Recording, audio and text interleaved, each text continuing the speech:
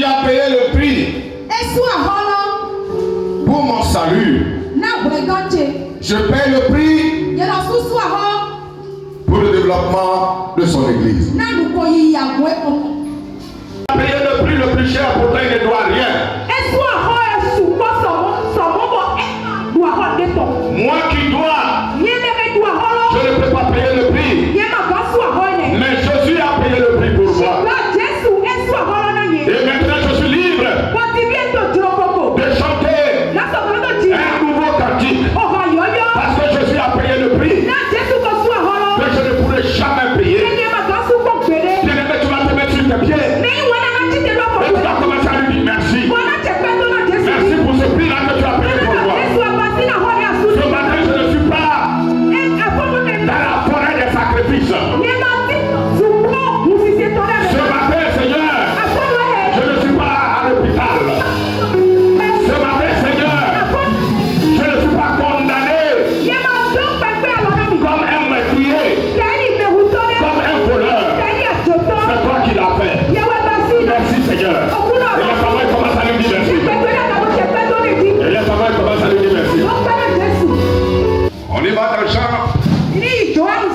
La première épître de Jean, chapitre 4, verset 9 à 10. L'amour de Dieu a été manifesté envers nous en ce que Dieu a envoyé son Fils unique dans le monde afin que nous vivions par lui. Amen. Verset 10. Oui. Et cet amour consiste non point en ce que nous avons aimé Dieu, mais en ce qu'il nous a aimés et a envoyé son Fils comme victime expiatoire pour nos péchés. Alors, ça veut dire que ce n'est pas que nous aimons Dieu. Non, c'est lui qui nous a aimés en premier lieu et nous a donné son Fils comme sacrifice expiatoire qui lave les péchés. Et c'est par cela que nous avons la vie. Bien-aimés dans le Seigneur, Dieu, pour manifester son amour, nous a donné. Et ce don n'est pas simple. Et nous a sacrifié ce don. Et a permis à ce don de purifier nos péchés. De purifier nos péchés. Si ce n'était pas à cause de ça, toi et moi, nous sommes condamnés à la mort. La mort éternelle. Dieu a donné son Fils. Il nous a donné un sauveur. Le verset 9, s'il vous plaît. L'amour de Dieu a été manifesté envers nous en ce sens que Dieu a envoyé son Fils unique dans le monde afin que nous vivions par lui. Afin que nous vivions par lui. Ça veut dire que c'est le Fils qui est venu nous donner la vie. C'est le Fils qui est venu nous rassurer. C'est le Fils qui fait de nous des êtres vivants. Le verset 10. Et cet amour consiste non point en ce que nous avons aimé Dieu, mais en ce qu'il nous a aimés et a envoyé son Fils comme victime expiatoire pour nos péchés. Amen. Lorsque les dieux du monde prenaient des humains pour avoir de grandes renommées, prenaient des humains pour être apaisés, même pour faire tomber la pluie, il fallait sacrifier les humains. Alléluia. Mais lui, il a donné son Fils. Il n'a pas pris nous notre Fils. Il n'a pas pris notre mère. Il n'a pas pris notre père. Il n'a pas pris nos enfants. Il a donné son Fils. Si c'est à cause de ça que mon monde va mourir, alors je me transforme en chair. Et je viens comme mon Fils. Et moi-même, j'accepte de mourir pour que le monde vive. Pendant ce temps, les dieux de nos pères Ils prennent des humains pour sacrifier. Et les gens soutiennent ça. Ils disent que c'est la culture africaine. Non. Dieu est africain aussi. Parce qu'il nous a créés égaux. C'est la couleur de la peau qui fait la différence. La même couleur du sang du blanc. C'est la même couleur de notre sang. Les orteils du blanc, c'est les orteils de l'Africain. Le blanc est géant, l'Africain est géant. Le blanc est court, l'Africain est court. Alors Dieu n'a jamais dit sacrifiez vos enfants. D'ailleurs, c'est pourquoi il a refusé le sacrifice d'Isaac. Et il a enseigné à Abraham pour dire désormais, ce sont les boucs, les taureaux que tu dois prendre. Les béliers que tu dois prendre. Alléluia. Et continuant, sachant que le sang des béliers ne peut pas laver le péché.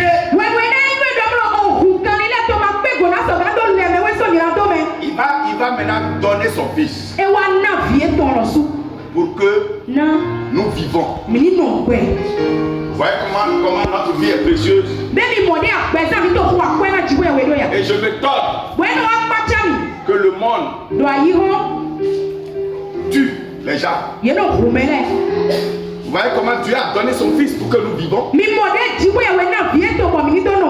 Et je suis étonné qu'à cause de l'argent, on prenne les armes pour tuer des humains. Les humains que Dieu aime aussi tant. Jusqu'à donner son fils. On a fait des gris-gris pour tuer les gens. Au nom de Jésus-Christ de Nazareth. Tu n'es pas leur proie à cette fin d'année. Tu n'es pas leur nourriture à cette fin d'année. Jésus ne va pas refuser. Il va se donner à son Père. Et quand il sera sur la terre, malgré tout ce que la terre contient, Jésus va accepter ce sacrifice. Bien-aimé, ma question est celle-ci. Qui d'entre nous ici peut l'accepter? Qu'on te tue pour que moi je vive. Levez vos mains. Personne. Reconnaissons cela à Jésus. Soyons reconnaissants.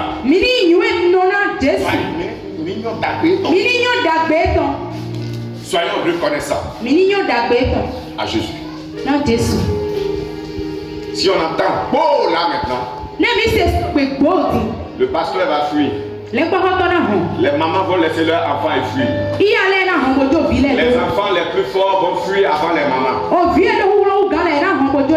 Les fidèles vont monter sur le pasteur va monter sur les fidèles. Personne n'est prêt à payer ce prix-là. Non. Reconnaissons ça à Jésus. 1 Jean chapitre 2, verset 1 à 2.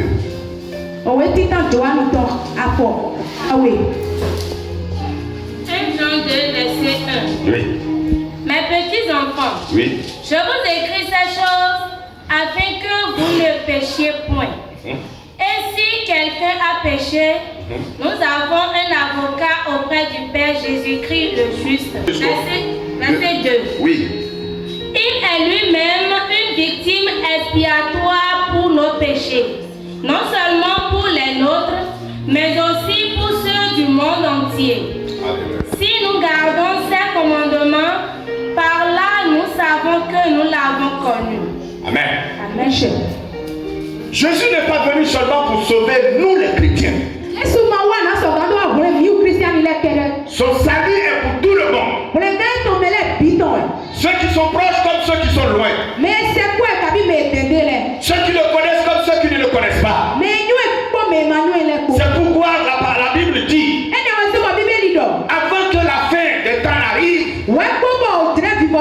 tout genou fléchira.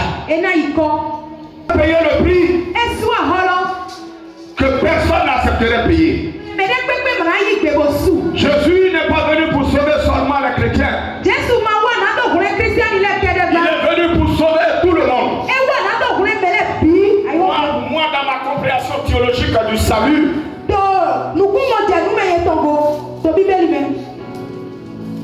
Jésus, il est pour tout le monde. Peut-être tout le monde n'est pas pour lui. Mais lui, il est pour tout le monde. C'est pourquoi j'exhorte l'église à tout moment. Accepter tout le monde. Il y a comme écoute ce matin. Accepter tout le monde. Quel que soit le péché, l'erreur de la personne. Accepter cette personne. Gardez cette personne en Christ. Afin que le jour que votre Seigneur viendra, qu'il vous salue et qu'il vous remercie d'avoir gardé l'un de ses enfants. Dans l'organisation de Dieu, tout le monde est sa créature. Donc Jésus, son fils, est venu pour tout le monde. Il n'a pas sélectionné des gens. Non, il est pour tout le monde. Ne pas accepter Jésus comme ton sauveur, c'est là le péché. C'est là le péché. Ne pas accepter Jésus comme ton salut, c'est là le péché. Il tend la main. Toi tu es arrivé vite. Mais il y a d'autres encore qui viennent. Ils vont venir. Ils vont venir. Jésus a payé le prix à notre place. 1 Pierre 2, verset 22. Oui. Lui qui n'a point commis de péché, et dans la bouche duquel il ne s'est point trouvé de fraude. Lui qui injuriait ne rendait point l'injure. Maltraité ne faisait point de menaces, mais s'en remettait à celui qui juge justement. Lui qui a porté lui-même nos péchés en son corps sur le bois, afin que mort au péché, nous vivions pour la justice. Lui par les maîtrissures duquel vous avez été guéris. Il n'a connu aucun péché, ni aucune fraude. Mais il est mort parce que nous commettons des péchés, parce que nous commettons des fraudes, parce que chacun de nous, tel que nous sommes ici, nous avons beaucoup de sortes de péchés dans cette salle. Il a pris tout ça. Ceux qui ont le péché de l'alcool, il a pris ça. Ceux qui ont le péché de l'adultère, il a pris ça. Ceux qui ont le péché de gris-gris, il a pris ça. Ceux qui ont le péché de rancune, il a pris ça. Ceux qui ont le péché de mentir, il a pris ça. Et il l'a porté. Et il est mort pour ça. Jésus n'a dit à personne va goûter à la mort. Est-ce que je parle à quelqu'un ce matin? Jésus n'a jamais dit à quelqu'un malgré nos péchés. Il n'a jamais dit va goûter à la mort. Au contraire, il nous protège contre la mort. Malgré le fait que nous provoquons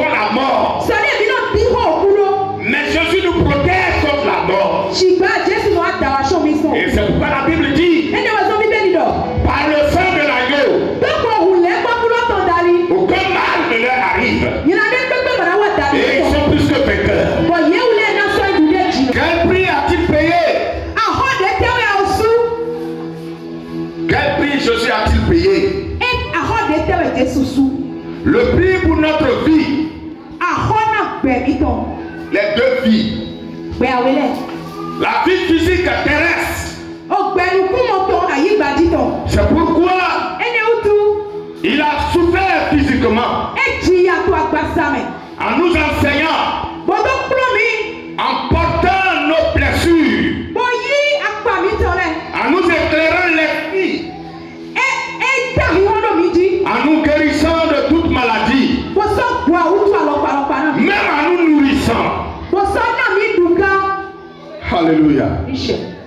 Voilà le prix qu'il a payé.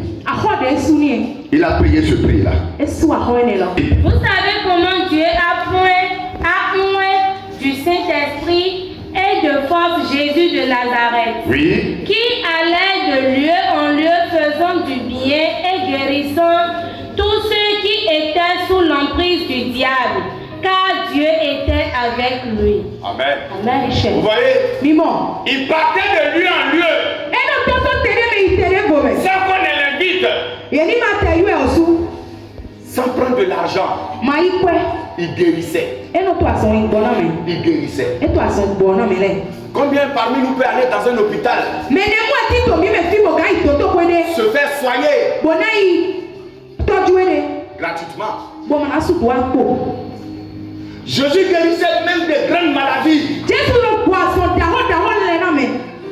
Des maladies qui pouvaient nous emporter dans la tombe. Jésus guérit ça. Alléluia. La Bible dit, il a souffert en marchant sans voiture. Nous les pasteurs aujourd'hui, on a des moyens de déplacement. D'autres même les jets privés pour faciliter le ministère. Jésus a fait tout ça pour que nous ne le fassions plus. Jésus a souffert pour que nous ne souffrons plus. Jésus s'est sacrifié pour qu'on ne nous sacrifie plus. Quel reste de Jésus? Il a consacré pour nous. À Pierre et ses disciples. Et sur le chemin, il guérissait. Sur le chemin, il nourrissait. Sur le chemin, il faisait du bien. Sur le chemin, il souffrait pour toi et pour moi, afin que ton corps physique ne souffre plus. Il a payé le prix à cause de toi. Le prix céleste. Il a payé ce prix-là en versant son sang pour que ton sang ne soit plus versé. Vous savez, il y a des églises. Vous devez payer pour que l'âme de vos parents monte au ciel.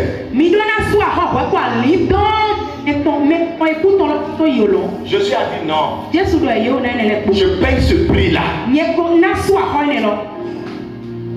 Ce prix-là, ce n'est pas l'argent. Ce prix-là, ce n'est pas le sacrifice des animaux. Non. Moi, je paye le prix-là. Par ma vie. Et maintenant, je monte vers le Père.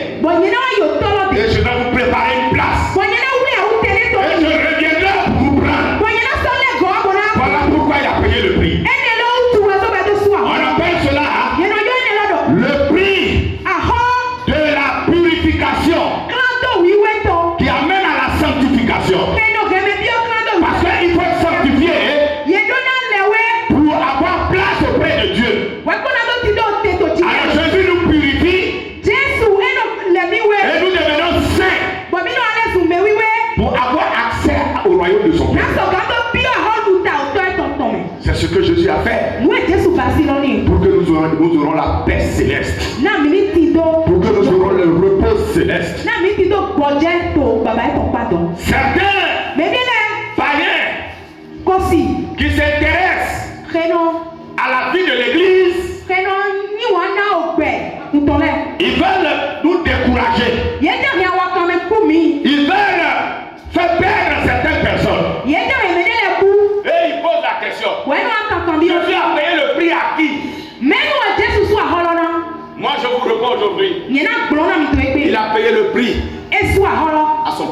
Parce qu'à un moment donné, son père est en colère. Et il ne nous reconnaissait plus comme sa créature. Et il faut que quelqu'un l'apaise. Quelqu'un dans le monde. On prend le sang des animaux pour apaiser leur Dieu. C'est ainsi que Jésus m'a dit. Moi, mon sang est plus précieux que le sang des animaux. Alors je prends ce sang et je paye à mon père. Père, pardon. Pardon. En réalité, c'est Dieu même qui s'est payé le prix lui-même. Il s'est transformé en Jésus. Et il est venu comme un homme pour nous purifier afin de nous accepter. C'est pourquoi il n'y a aucune somme qu'un être humain peut payer pour se donner la vie. Seul Dieu peut se payer lui-même ce prix-là. Ce que j'explique, c'est un mystère de Dieu. Ce n'est pas donné aux païens de le comprendre. C'est donné à ceux qui ont la foi, ceux qui ont la vie, ceux qui comprennent le langage de Dieu. C'est à eux. C'est à eux. Nous devrons aussi payer le prix. Pas le prix de la mort. Pas le prix du sang. Non. Mais le prix. Le prix de notre vie. Pour le développement de l'église. On doit redonner à Dieu la vie qu'il nous a donnée. Je suis dans Actes chapitre 2 verset 38. Pierre leur dit, repentez-vous. Et que chacun de vous soit baptisé au nom de Jésus-Christ pour le pardon de vos péchés et vous recevrez le don du Saint-Esprit. Voilà comment voilà le prix que nous devons payer. Le prix de laisser tout ce que nous avons. Ce que nous appelons bonne vie. La vie d'alcool. La vie d'idole. La vie de prostitution. La vie de colère. La vie de violence. La vie de banditisme. Nous laissons tout ça. Même si c'est intéressant. Même si c'est beau. On fait un effort de laisser. Et on vient. Et on se laisse à Jésus. C'est le prix que tu as payé. Si quelqu'un dit c'est facile, dis-lui de faire comme toi. Galates 2 verset 20. Oui. J'ai été crucifié avec Christ. Oui. Et si je vis, ce n'est plus moi qui vis. C'est Christ qui vit en moi. Si je vis, ce n'est plus moi qui vis. C'est Christ qui vit en moi. Bien-aimé, par le prix que tu dois payer, tu dois laisser tout ce que tes parents faisaient. Tout ce que tes amis te poussaient à faire. Tu dois laisser tout ça. Et dire maintenant, ce n'est plus moi qui vis. Non, c'est Christ qui vit en moi. Ça veut dire que désormais, les gens vont parler de ton passé. Toi, tu parleras de ton futur. Les gens vont parler de ton passé. Toi, tu n'es plus dans ça. Ils parlent de ton passé pourquoi? Ils parlent de ton passé parce que ils veulent que tu reviennes à eux. Ils veulent que tu reviennes. Mais Christ a déjà sauvé. Christ a déjà racheté.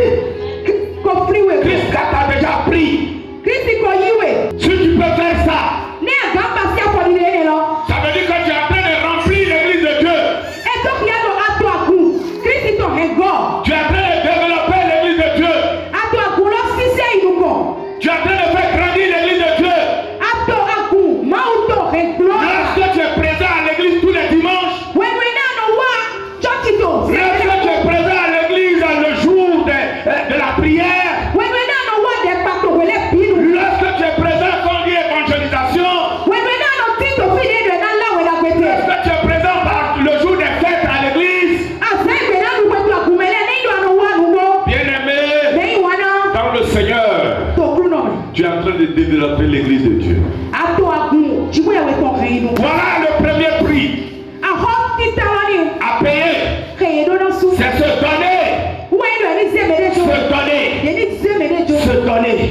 Se donner entièrement. Se donner entièrement. Si tu es ici ce matin et que tu ne t'es pas encore donné entièrement,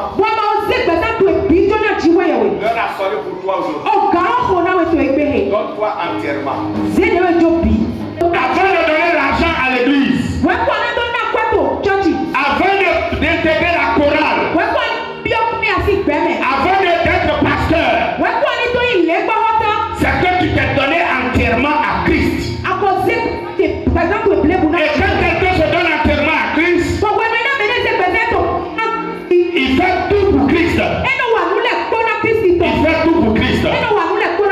Dans Matthieu 16, verset 13 à 19, verset 13 à 19, Jésus va dire à Pierre, Simon Pierre, je t'appelle Pierre. Simon, c'est toi. Et sur toi, je bâtirai mon église. Pourquoi? Parce que Pierre a fait quelque chose. Pierre a reconnu Jésus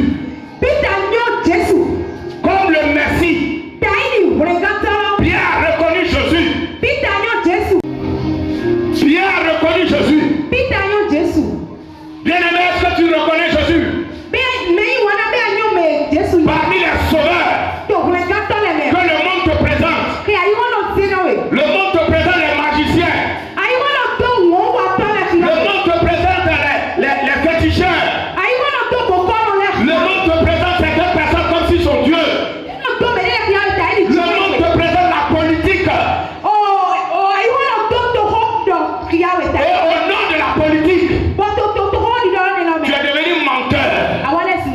Au nom de la politique, tu fais des gris-gris partout. Tu es capable même de réunir tes parents,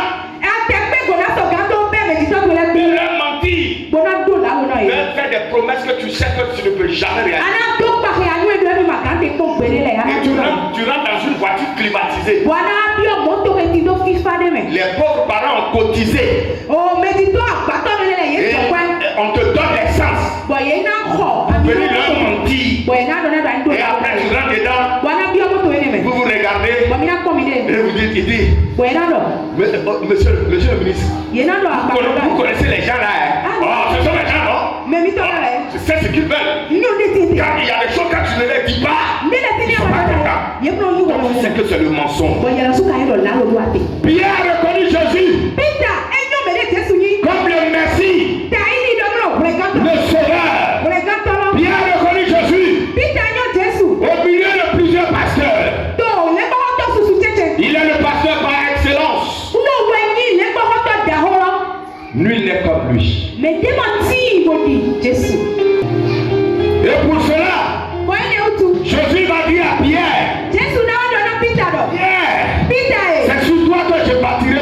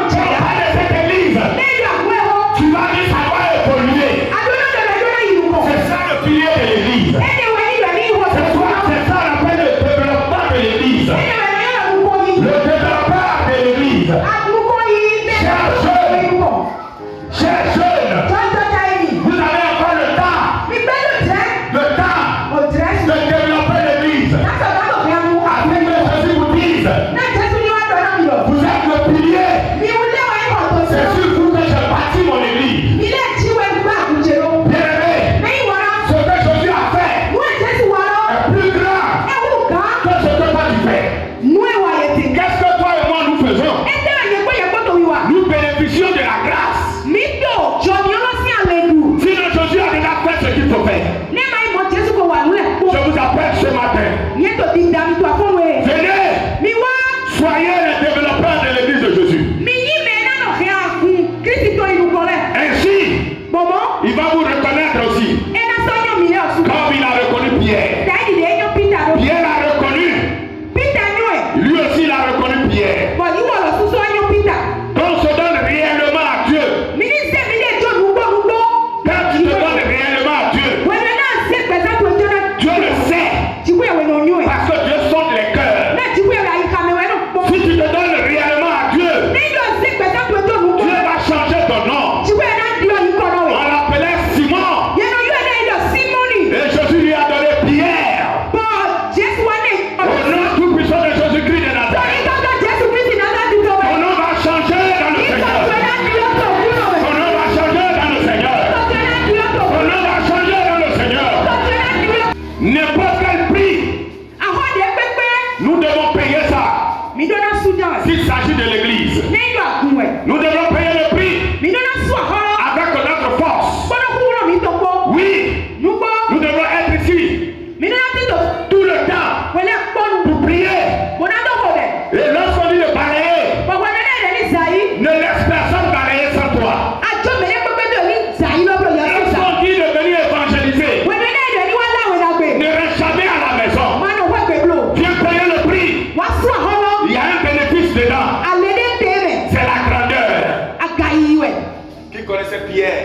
Il a fait combien d'années dans la pêche? Mais aujourd'hui, Pierre ne connaît pas le Bénin.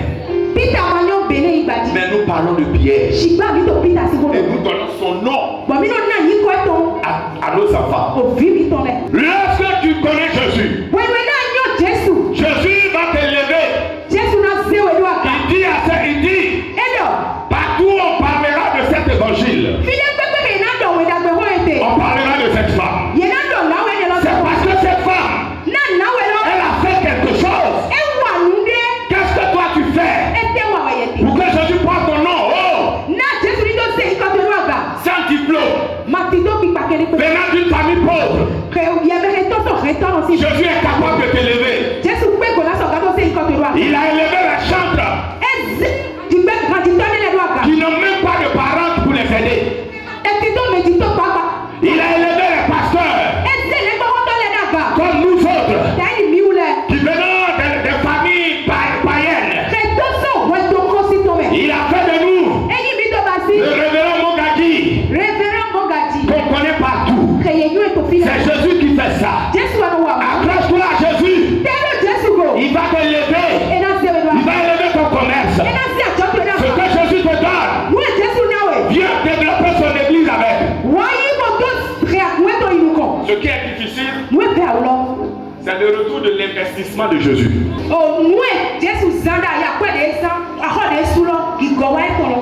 Bien-aimés, chers chrétiens, devenons des instruments de développement de l'église du Seigneur. Il nous a tant aimés. Alléluia. Il nous a tant aimés. Quand quelqu'un vous voit, la personne doit voir l'église de Dieu. Quand quelqu'un vous voit, la personne doit dire, celui-ci, il fait partie de ceux-là qui sont en train de faire grandir l'évangile au Bénin. En réalité, une femme, la lessive de son mari, nous sommes les épouses de Jésus. On doit laver Jésus. On doit le laver. On doit le rendre propre. Dans l'eau. Dans un ouinvier. Dans Tokota. On doit laver Jésus. Payer le prix. Payer le prix par l'évangélisation. Celui qui est venu ici doit faire venir quelqu'un d'autre. Vous qui êtes venu aujourd'hui, le dimanche prochain, faites venir quelqu'un d'autre. Vous êtes en train de payer le prix. Permettez qu'on vous insulte à cause de Jésus. Qu'on vous rejette à cause de Jésus. Parce que Jésus aussi a été rejeté. Par sa famille d'abord. Par ses amis. Et par le monde entier. Payez le prix.